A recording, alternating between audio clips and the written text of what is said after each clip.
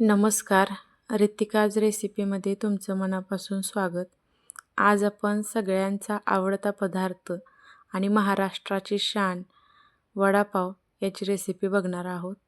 या रेसिपीमध्ये मी तुम्हाला वडा बाहेरून अगदी कुरकुरीत कसा होईल यासाठी काही टिप्स सांगणार आहे, तर व्हिडिओ शेवटपर्यंत नक्की पहा. सगळ्यात आधी आपल्याला वड्यासाठी भाजी बनवून घ्यायची आहे. त्यासाठी मी ते 4 बटाटे घेतलेत. ते कट करून घेते. त्याचे असे लहान तुकडे बनवून घेते म्हणजे ते लवकर शिजतील. मी ते तुकडे शिजवून घेतले आहेत. आता याची साल काढून आपल्याला ते हाताने स्मॅश करून घ्यायचे आहेत.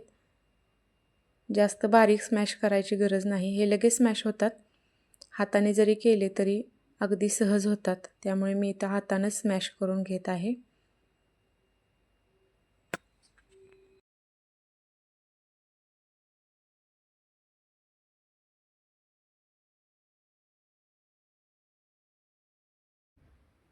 आता या ठिकाणी आपल्याला वड्यासाठी बॅटर बनवून घ्यायचं आहे.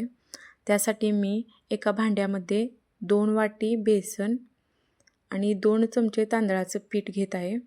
तांदळाचं पीठ यासाठी घालायचं आहे की वड्याची वरची लेयर जी होते ती एकदम कुरकुरीत होते तांदळाच्या पिठामुळं. त्यामुळे 2 चमचे तांदळाचं पीठ नक्की घाला.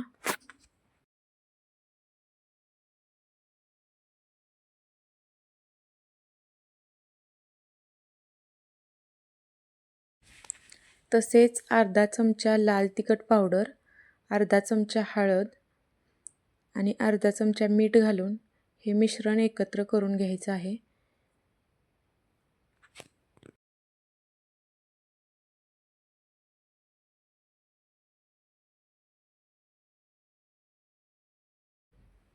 आता यामध्ये थोडं थोडं पाणी घालून मिक्स करून घ्यायचं आहे. एका वेळेला जास्त पाणी घालू नका, त्यामुळं मिश्रण पातळ होऊ शकतं. त्यामुळं थोडं थोडं पाणी घालून मिक्स करायचं आहे, म्हणजे पिठामध्ये गाठी होणार नाहीत.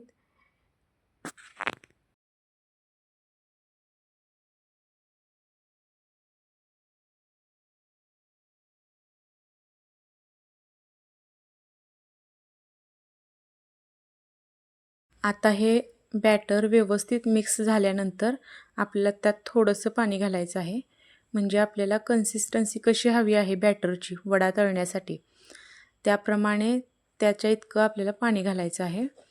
नंतर त्यामध्ये आपल्याला 1 चमचा गरम तेलाचं मोहन घालायचं आहे. त्यामुळे वड्याला क्रिस्पीपणा येतो. वड्याची जी वरची लेयर असते ती जाड न होता क्रिस्पी होते. त्यामुळे 1 चमचा गरम तेल घालायचं आहे आणि त्यानंतर थोडासा बेकिंग सोडा घालायचा आहे. आणि बेकिंग सोडा घातल्यानंतर हे बॅटर व्यवस्थित फेटून 10 मिनटं रेस्ट होण्यासाठी ठेवायचं आहे.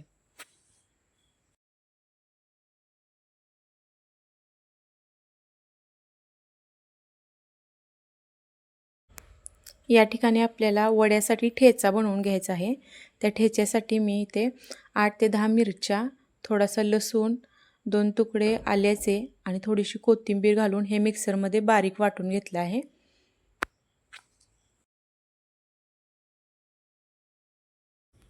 आता गॅसवरती कढई गरम होण्यासाठी ठेवायची आहे.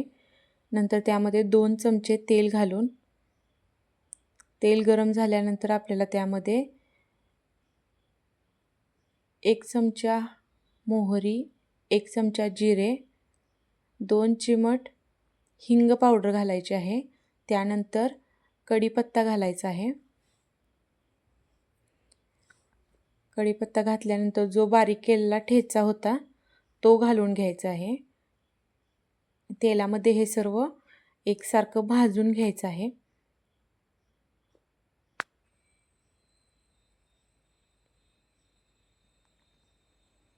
हे तेलामध्ये 2 मिनिटं भाजल्यानंतर त्यामध्ये अर्धा चमचा हळद घालून मिक्स करून घ्यायचं आहे.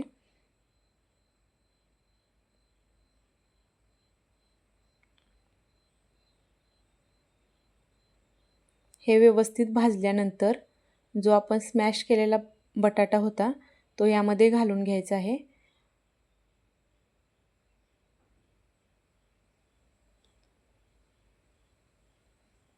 मी ते हा सगळा बटाटा यामध्ये घालून मिक्स करून घेत आहे. जो मसाला होता तो पूर्ण सगळा बटाट्याला लागला पाहिजे.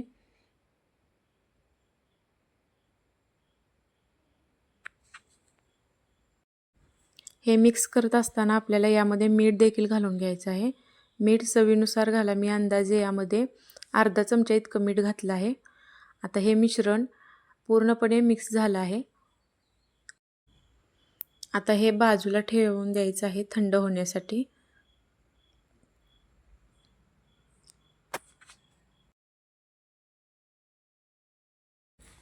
कढईमध्ये तेल गरम करून घ्यायचं आहे. त्यामध्ये मी एक थेंब बॅटरचा टाकून बघितला आहे की तेल गरम झालं आहे की नाही. ते बॅटर लगेच वर आलं तर समजून जायचं की तेल गरम झालं आहे. त्यानंतर आपल्याला आता चुरा बनवायचा आहे चटणीसाठी, ज्यासाठी मी इथं कढईमध्ये असं थोडं थोडं पीठ हातानेच टाकत आहे.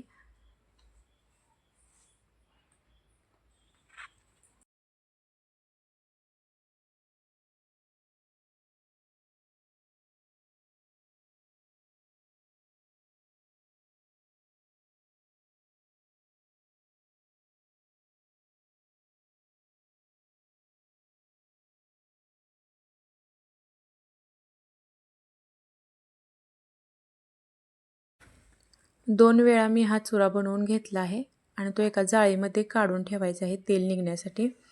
त्यानंतर मी लसूण घेतलेला आहे. त्या लसणाला आपण असे थोडेसे कट लावायचे आहेत, जेणेकरून लसूण तेलामध्ये टाकला तर तो फुटणार नाही. मी अशा सगळ्या लसणांना इथे कट लावून घेतला आहे. आता मी हा लसूण तेलामध्ये तळून घेते. तो सालीसकट तळून घ्यायचा आहे, साल काढायची गरज नाही. मी इथे लसूण तळून घेते. आता आपल्याला मिक्सरच्या भांड्यामध्ये केलेला चुरा, लसूण आणि अर्धा चमचा लाल तिखट पावडर घालून हे मिक्सरमध्ये बारीक करून याची चटणी बनवून घ्यायची आहे. इथे मी चटणी बनवून एका प्लेटमध्ये काढून घेत आहे. तसेच आता आपल्याला वड्यासोबत खाण्यासाठी मिरच्या तळून घ्यायच्या आहेत. तर मी इथं कमी तिखटाच्या मिरच्या घेतलेल्या आहेत. त्या मिरच्याला मी मधून कट लावले आहेत, म्हणजे ते तेलात फुटणार नाहीत. तर मिरच्या तळून घेतल्या आहेत. तळल्यानंतर त्यावरती आपल्याला लगेच एक चिमटभर मीठ घालून घ्यायचं आहे, म्हणजे ते मीठ लगेच त्या मिरच्यांना चिकटतं.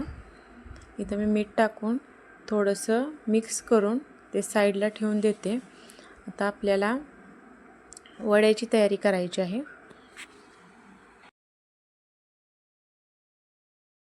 ही भाजी पूर्णपणे थंड झाली आहे. आता याचे आपण लहान लहान गोळे बनवून घ्यायचे आहेत. गोल न बनवता आपल्याला असे थोडेसे चपटे बनवून घ्यायचे आहेत. मी इथे थोडेसे गोळे बनवून घेते.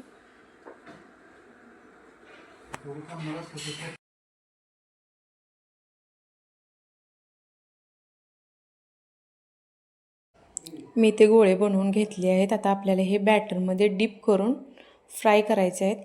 त्यासाठी एक गोळा मी बॅटरमध्ये टाकून तो डिप करून घेते आणि चमच्याच्या साहाय्यानेच मी तो सोडत आहे. तुम्ही हाताने सुद्धा सोडू शकता. चमच्याने थोडं इझी वाटतं म्हणून मी चमच्याने, ते तेल गरम झालं आहे. आता तेलामध्ये मी ते वडे सोडत आहे. मी एका वेळेला 2 वडे फ्राय करून घेणार आहे, त्यामुळे मी 2 वडे सोडते. आणि वडे फ्राय करताना एक काळजी घ्यायची आहे की आपल्याला ते फास्ट गॅसवर न तळता ते आपल्याला मीडियम फ्लेमवर तळून घ्यायचे आहेत. त्यामुळे ते आतून पूर्णपणे भाजतात, नाहीतर ते वरवरून करपले जातील, आतून कच्चे राहतील. त्यामुळे आपल्याला ते व्यवस्थित मीडियम फ्लेमवरती भाजून घ्यायचे आहेत.